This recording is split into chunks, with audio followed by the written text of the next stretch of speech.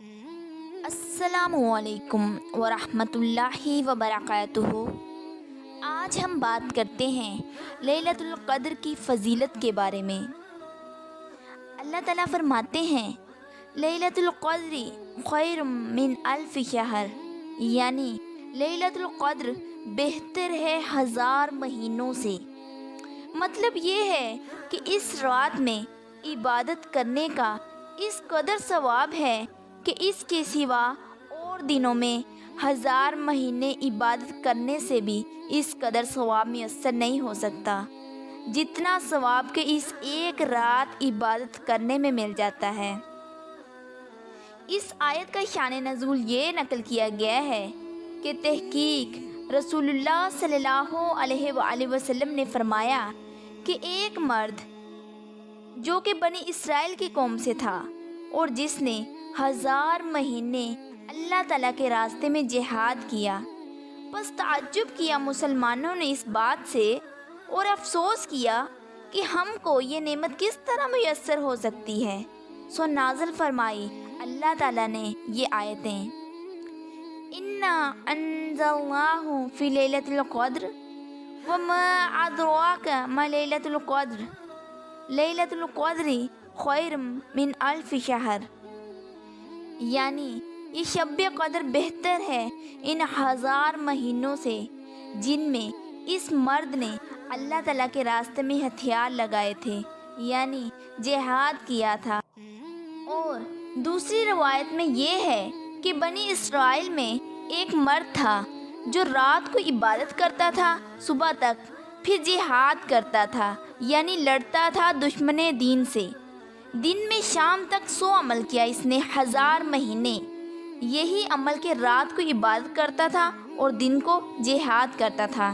پس نازل فرمائی اللہ تعالیٰ نے یہ آیت لیلۃ القدر خیر من الف شہر، یعنی ان 1000 مہینوں سے جن میں اس مرد نے عبادت و جہاد کیا تھا یہ رات بہتر ہے۔ سبحان اللہ۔ اس مبارک رات کی قدر کرو کہ تھوڑی سی محنت میں اس قدر ثواب میسر ہوتا ہے، اور اس رات میں خاص طور پر دعا قبول ہوتی ہے۔ اگر رات نہ جاگ سکو تو جس قدر بھی ہو سکے جاگو، یہ نہ کرو کہ پست ہمتی سے بالکل ہی محروم رہو۔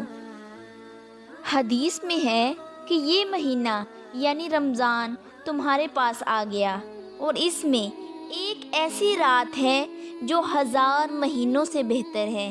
جو شخص اس رات کی برکت سے محروم کیا گیا وہ تمام بھلائیوں سے محروم کیا گیا۔ یعنی حدیث میں ہے کہ لیلۃ القدر 27ویں شب رمضان کو ہوتی ہے۔ اس رات کی تعین میں بڑا اختلاف ہے، مگر مشہور قول یہی ہے کہ 27ویں شب کو ہوتی ہے۔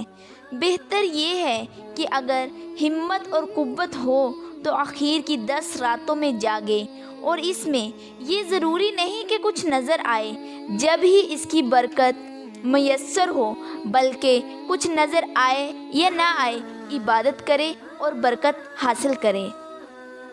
لیلۃ القدر میں 5 چیزیں ضرور کرنی چاہیے۔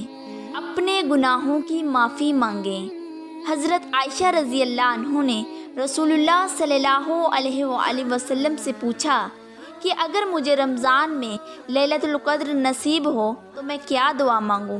آپ صلی اللہ علیہ وآلہ وسلم نے خاص یہ دعا بتائی، اللہم انک عفو تحب العفو فاعف عنی، اے اللہ بے شک تو ہی معاف کرنے والا ہے اور معاف کرنے کو پسند کرتا ہے، بس تو مجھے معاف کر دے۔ لیلۃ القدر میں خوب ساری دعائیں مانگیں، صدقہ کریں، قرآن پڑھیں اور نوافل پڑھیں، خاص طور پر تہجد کی نماز پڑھیں، اور اللہ تعالیٰ سے خوب دعائیں مانگیں اور اپنے گناہوں کی مغفرت مانگیں۔ اللہ تعالیٰ ہم سب کو رمضان المبارک میں لیلۃ القدر نصیب فرمائے، آمین۔ جزاک اللہ خیر۔ اللہ